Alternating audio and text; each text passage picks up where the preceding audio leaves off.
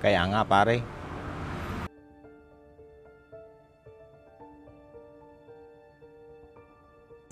Tara na pare. Sige pre.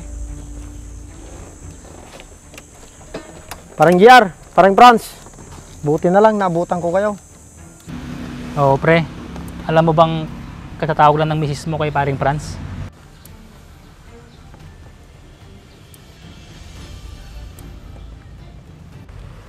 Pare, anong sinabi mo sa misis ko? Ano pa nga ba? Dating gawi. Kaso, Pare, nagigitin na raw siya.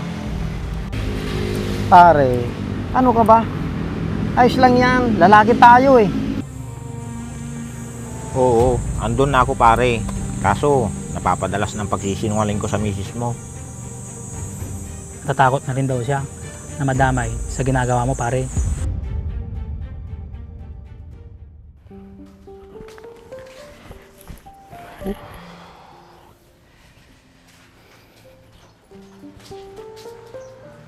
Ay nako, isang buong araw na naman ng trabaho.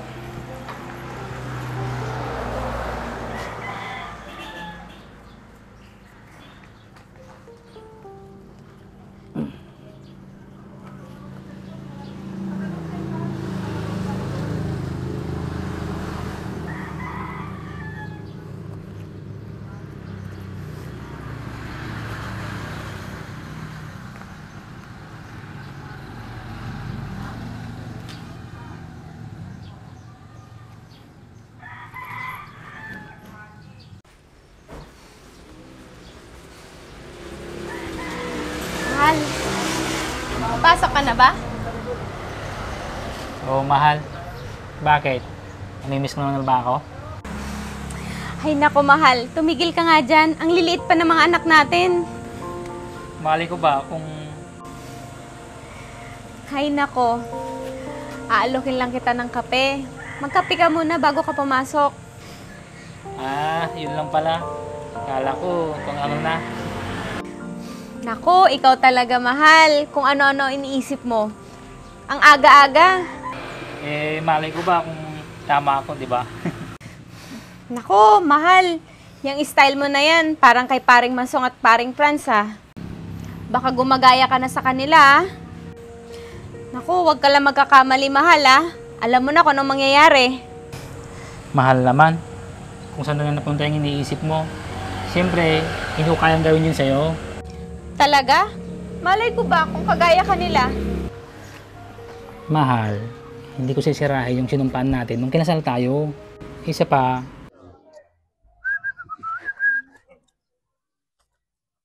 Nagsilingin. Uno yung boy. Nagsiling mo ating motor mount. May tayo. Atrate kang gamitam? GR4 ceramic coating. Ano yan? Mabaling pa gamit pang lugan natin for wheels. Nagmayatan si ka. Pagkakatangan mo tikas ta boy. Magatang mo ito di TikTok, Shopee, Lazada. May ibus nga ro din so gumatang to manin. May met pa no gumatang ka tikas to iti gatangay mag di buy one take two, buy one take three ta mas makatipid ka jay. Kung mabalin uri may isa lang kasta. Mabalin latta. Nagmayatan ni si ka. Nagsilang na eh. Gumatang to mamuti kasta. Uy, kita mo ni ati lugan ko. Kasla barbalo latta ka na yun. Nagsilang na eh. Di mo lang nagiganan magasgas. Nagkarti ka mo tayo. Mga lang mo ti. isa pa, mahal ko kayo ng mga anak natin. Kaya huwag ka na mag-isip kung ano-ano dyan, okay? Pangako mo yan ha. Iba kasi naririnig ko tungkol sa kanila. Sila yun mahal, iba ako. Sige, maniniwala ako sa'yo mahal. At isa pa, malaki ang tiwala ko sa'yo. Tulong din ako sa'yo mahal. Isa pa, nakikita ko kung paano mo kami alagaan at asikasuhin ng mga bata. Doon pa lang, panalo na ako sa'yo. Dahil napakabuti mong ina ng tahanan. At hindi ako magsasawang alagaan at asikasuhin kayo na mag-aama ko. Maraming salamat, mahal ko. Basta, ipangako mo lang ha. Na hindi ka gagaya sa mga naririnig ko tungkol sa mga kumpare mo. Mahal, huwag kang maniniwala sa mga yun. Sabi-sabi lang yun. Malay ko ba kung totoo? Ay palagi kayo magkakasama. Mahal, hindi lamang porket magkakasama kami palagi pare-pero na kaming ginagawa. Tsaka, may tiwala naman ako sa'yo, mahal. Dumating man yung araw na hindi mo na ako mahal, magsabi ka lang ng totoo. At kami na mismo ng mga anak mo ang kusang lalayo sa'yo. Maging totoo ka sana sa akin, mahal ko. Mahal, hindi mangyayari yun, pangako. Sinasabi ko lang ito sa'yo, mahal, dahil ayokong sa iba ko pa ito malaman kung nagkataon. Ay naku mahal, wala sa isip ko ang mga yan. Maniwala at magtiwala ka lang sa akin ha. Oo naman, mahal ko. Para sa mga anak natin yung pagsasama natin to. Siyempre naman mahal. O siya, sige na. Sa opisina na lang ako magkakape. Ikaw ang bahala, mahal ko. Basta mag-ingat ka, ha? Sige na. Alis na ako. Ikaw na bahala sa mga bata ha. Sige, mahal.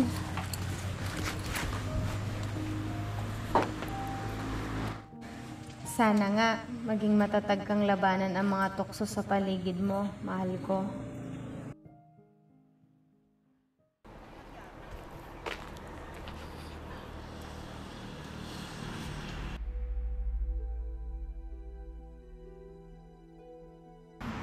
Sino kaya yung kausap ni paring Franz? Sige Mare, sasabihin ko na lang kay paring Masong mamaya.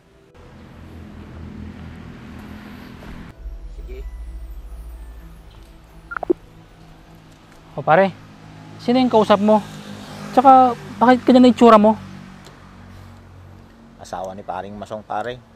Hindi na naman pala siya umuwi kagabi. Ano? Anong sinabi mo? Ano pa, ating gawi. Nag-overtime siya, sinabi ko. Pare, hindi na rin maganda na palagi mong pinagtatakpan si pare Masong. Yun na nga pare, napapadalas naman ng ganito. Kasi nga, wala pang alam yung asawa niya. Pare, nagigilta na nga rin ako eh. Kaya nga nung ako yung kinakausap niya tungkol dyan, hindi ako sumang-ayon. Isipin mo pare, may asawa ka din. Ano na lang ang mararamdaman niya? Sige nga. Yun na nga eh. Wala naman akong magagawa. Alangan naman sabihin ko yung totoo. Sa bagay, hindi magandang ikaw ang pagmulan nila ng away.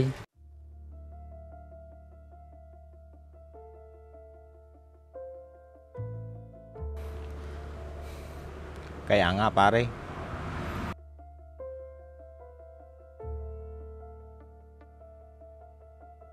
Tara na pare. Sige pre. Parang GR, parang Franz. Buti na lang naabutan ko kayo. Oo pre, alam mo bang katatawag lang ng misis mo kay paring Franz?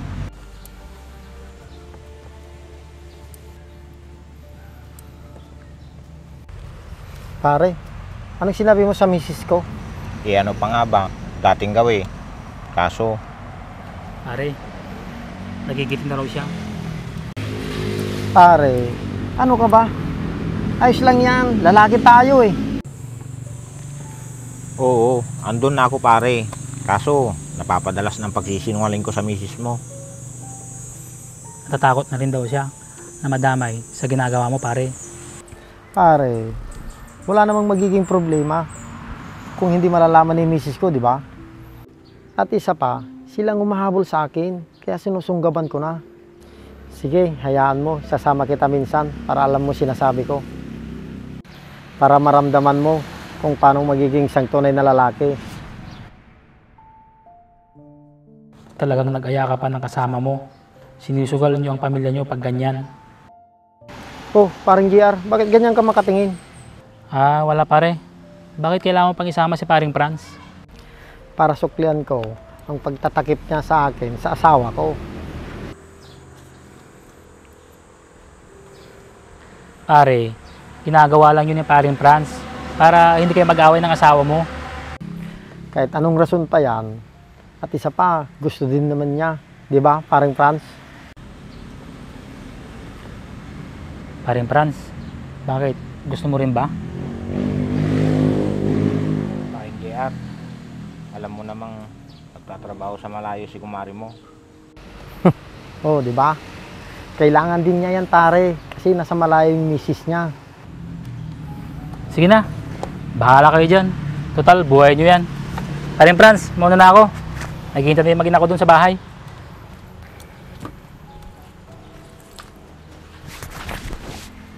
Hindi mo talaga makukumbinsi yan si paring JR, paring Masong. Huwag kang mag-alala. Papayag din yan pag nagtagal. Makikita mo.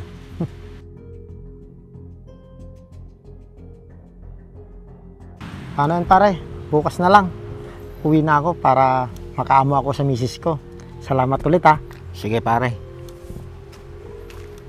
Wala naman sigurong masama kung susubukan ko lang.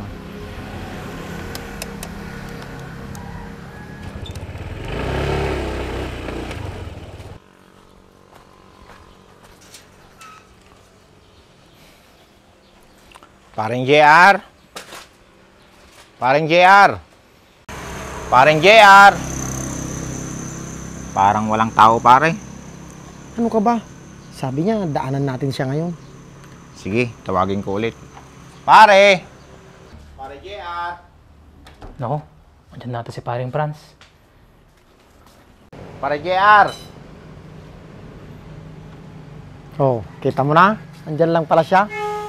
Nako pare, hindi pa ako nakakabihis. Pwede bang pahintay na lang? Maupo muna kayo. Sige pare, walang problema. Basta bilisan mo lang, pare, ha. Kasi may lakad pa ako mamaya. Pare, iba naman yata yung hindi mo ah. Sinabi mo pa, iba na naman kasi yan. Kayo naman. Siyang nagsabi na magkita kami. Kaya, o sige, sabi ko. Ay, nako mga pare. Sige nyo na nga. Hintayin nyo ako dito at maliligo lang ako.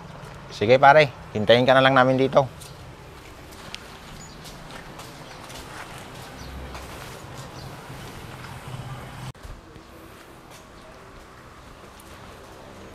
Mahal, sino yung mga kausap mo? Ah, si paring Franz saka si paring Masong. Hinihintay nila ako, mahal. Ha? Bakit? Saan ba kayo pupunta? Wala naman, mahal. Naisipan lang nila na dahalan ako papasok sa trabaho. Ah, ganun ba? Akala ko kasi Mahal, yan ka na naman. pasensya ka na, mahal. Hindi ko kasi maiwasan. Mahal, pwede bang ikaw muna ang bahala sa kanila at maliligo lang akong saglit? Sige, mahal. Walang problema. Sige, mahal. Maraming salamat.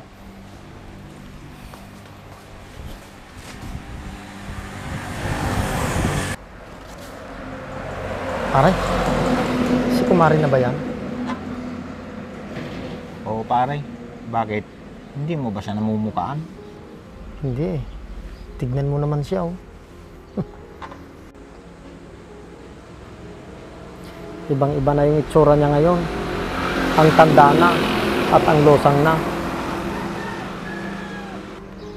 Pare naman. Siyempre, iba na ngayon. May asawa at anak na siya. Kaya ako, di ko maiwasan na tumingin sa iba eh. Bakit pare? Halos napapabayaan ni kumari mo ang sarili niya. Baka kasi mas inuuna niya kayo ng mga anak mo kaysa sa sarili niya. Hindi rason yun, pare. Nakakawalang gana pag ganun.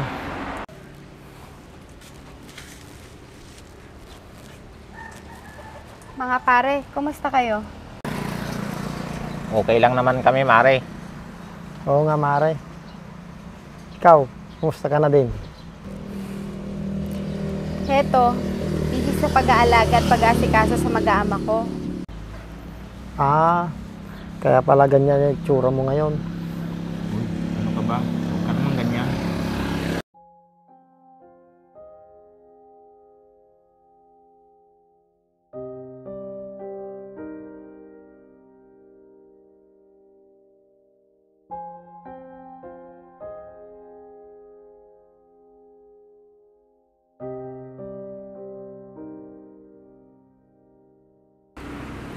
Oo. Ako kasi lahat yung nag-aasikaso dito sa bahay. Nako, huwag mong pabayaan yung sarili mo, Mare. Baka tumingin sa iba si pare. Biro lang, Mare.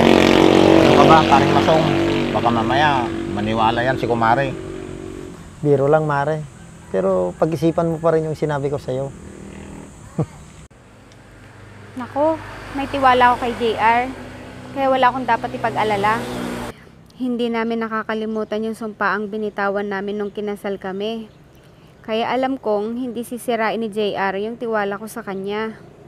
Isa pa, mahal namin yung mga anak namin. Kaya hindi magagawa yun ng kumpare nyo. Tama ka dyan, Mare. Sige mga pare, naiwan ko muna kayo dyan. Baka kasi gising na yung bunso namin. Sige, Mare. Oh, anong masasabi mo sa narinig mo ngayon, pare? Huwag ka nga dyan. Ikaw din naman. Masubukan mo na rin.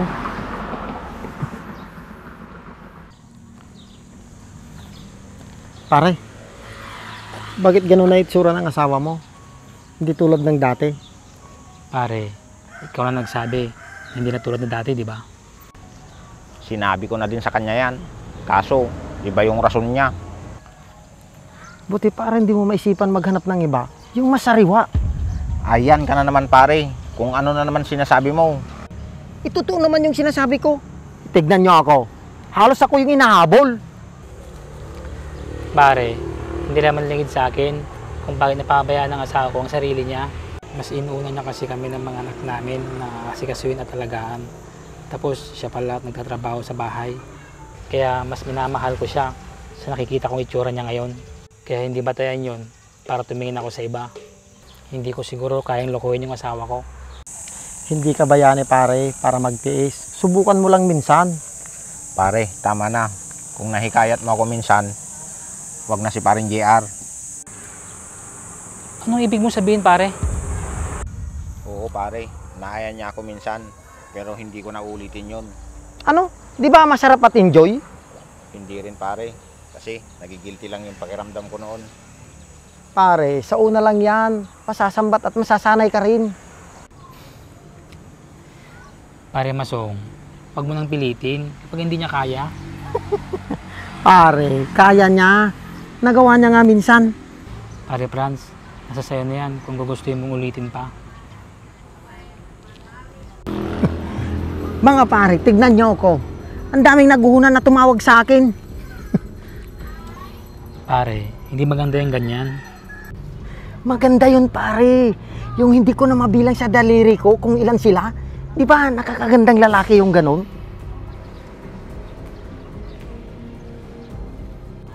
Isa pa pare, wala akong budget dyan. Yung kinikita ko, para sa pamilya ko lang. Pare, hindi ka naman siguro under, di ba? Pare, hindi ako under dahil ang tunay na lalaki ay iniuna niya ang kanyang pamilya. Pinapahalagaan niya ang kanyang may bahay at mga anak. At nananatiling loyal at higit sa lahat, pinoprotektahan niya ang kanilang tahanan. Hindi niya ipagpapalit ang tiwala para sa panandaliang kaligayahan. Pinapatunayan niya ang kanyang pagmamahal mula sa kanyang mga aksyon. Ang respeto ay nasa paraan ng iyong pananalita. Kung paano mo ito itrato ang iyong mga anak at mga sakripisyong ginagawa mo. Dahil ang tunay na lalaki, hindi kailangan ng maraming babae para patunayan ang kanyang sarili na isa siyang tunay na lalaki. Bagamat ang isang tunay na lalaki ay nananatili at nakokontento sa iisang babae. At yan ay yung asawa mo, pare. Tama lahat ng mga sinabi ni paring JR, paring Masong.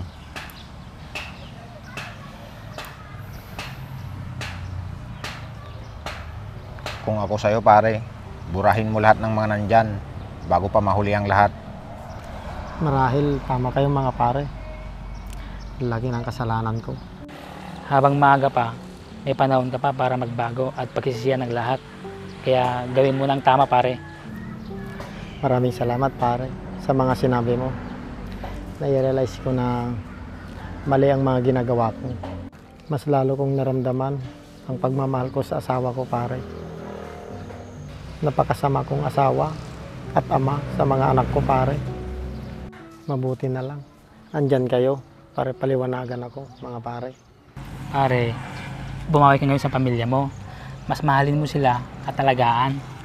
Ikaw naman, pare Franz, pauwiin mo na yung asawa mo. Isipin mo, wala pa kayong anak, kaya dapat na magkasama pa rin kayo. Para hindi ka naghahanap ng panandaliang kaligayahan, sa asawa mo na lang. Tama ka pare, naisip ko din yan, kani-kanina lang, habang nakikinig sa'yo. Sige na pare, uwi muna ako. Namiss ko tuloy ang mag-ina ko. Ako rin pare, uuwi na rin para matawagan ko yung asawa ko at makapag-usap kami. Sige mga pare, ako nang bahala sa inyo magpaalam kay boss. Maraming salamat pare. Napakabuti mo talagang kaibigan. Oo nga pare, hanga kami sa'yo. Pinatunayan mo sa amin ang pagiging isang tunay mong lalaki. Wala yun, magkukumpare tayo. Saludo kami sa'yo pare. O siya, mauna na kami sa'yo pare. Sige pre, mag-ingat kayo ah. Sige pare, salamat. Ang tunay na lalaki ay hindi kayang basagin ang sumpaang binitawan niya sa harap ng kanyang kabiyak at ng Diyos.